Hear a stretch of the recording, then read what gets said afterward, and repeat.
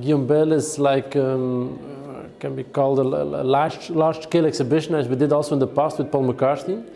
And it's not a chance that Paul McCarthy is being followed by Guillaume Bijl, because I consider them two sides of the same coin. So according to me, they are dealing with the same subjects, but Paul McCarthy is starting as an American, and Guillaume Bijl could be called his European counterpart.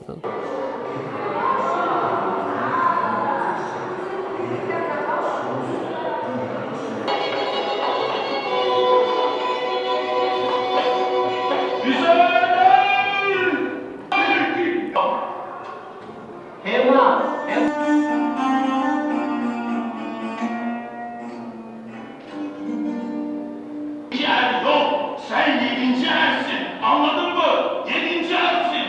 Madem sen 7. ersin biliyorsun da bunu bana neden sorarsın?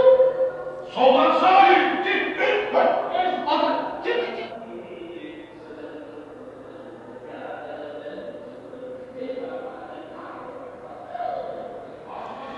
We are in the middle of a Heiratsvermittlungsbureau, huwelijksbureau Dian. What we see is kind of, Guillaume calls this a transformation installation. He did it with the ground floor of the museum, in that sense that the ground floor of the museum became a fair. The title of the fair is the Flanders Extra Fair, and part of it is a service center with the phone centrum, with let's say a traveling agency, and also this part. So a transformation installation, which means that Guillaume defines this, and he's doing this for over 40 years. Guillaume defines this as a method whereby he takes a fragment of reality, like a gigantic ready-made, one could say, that he takes this part of reality into the undefined, unrealistic space of a gallery, a museum, or an art institution. Ook de Belgische defensie ziet zich hiermee geconfronteerd. De huidige opdrachten zijn anders dan vroeger. Ze zijn vaak kleinschaliger, maar daarom niet minder belangrijk. In 2004 vertrekken 4 Belgische F-16's naar Litouwen voor een luchtbewakingsopdracht.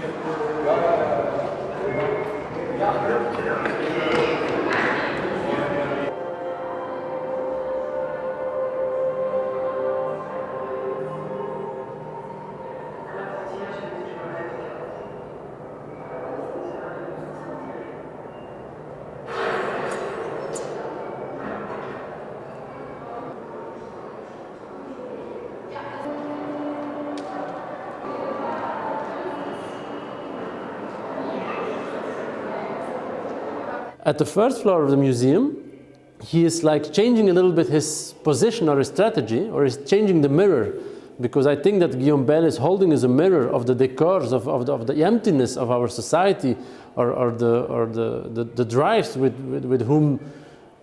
which we are confronted. But upstairs he's changing his strategy in that sense that there he's making like 7 invented museums.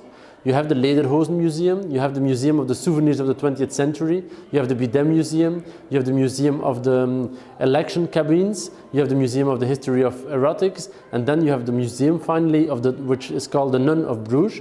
All these museums around the Museum of the Prehistoric Man.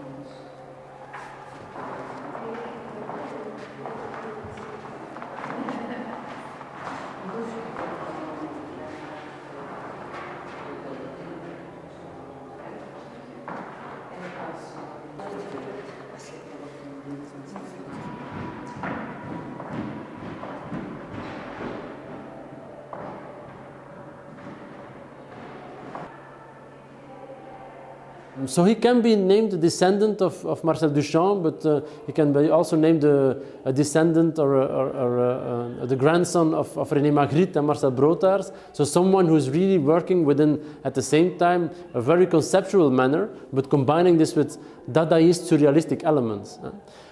Important to notice, although we are confronted with installations, because he could be one named together with Ilya Kabakov as one of the core figures within installation art, nevertheless I do consider as an artist who makes reflections about painting, about sculpture, about let's say performance even, because now and then within the context of the transformation installation he is doing des tableaux vivants, so like making use, aesthetic use of the contexts in which we are at the moment.